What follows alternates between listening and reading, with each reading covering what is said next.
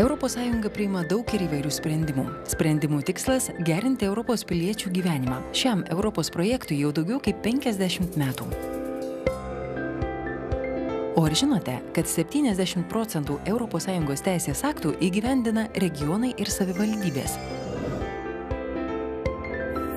Regionų komiteto dėka vietos ir regionų valdžios institucijos prisideda prie Europos Sąjungos teisės aktų rengimo.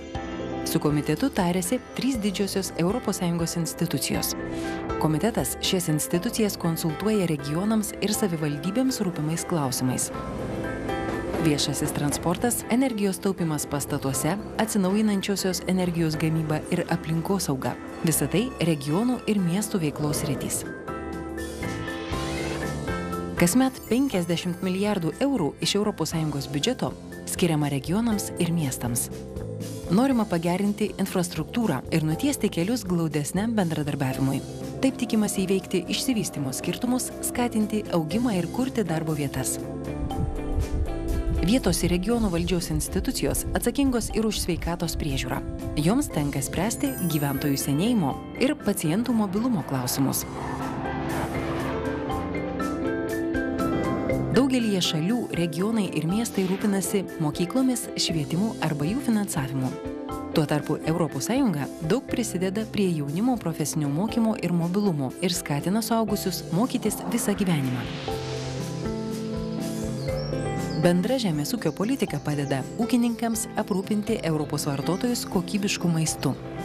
Skatinama kaimo plėtra ir pagarbus, harmoningas žmonių ir jų gyvenamosios aplinkos sambūvis. Žemės ūkis aprūpina maistu ir darbu, duoda kaimui ir kitos naudos.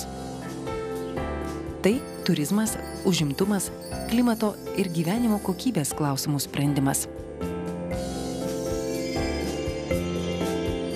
Regionų komitetas yra Europos Sąjungos regionų ir vietos valdžios institucijų asamblėja.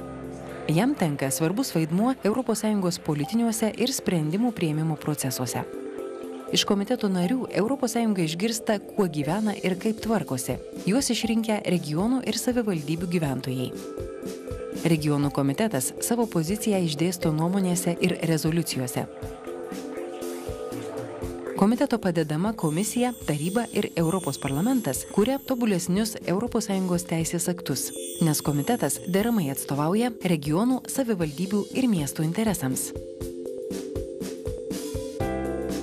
Regionų komiteto nariai nuomonės svarsto ir priima plenarinėse sesijose.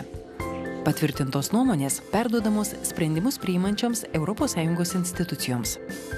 Taryba arba Europos parlamentas gali keisti teisės akto projektą atsižvelgdami į regionų komiteto nuomonę. Taip Europa įsiklauso į regionų ir miestų balsą.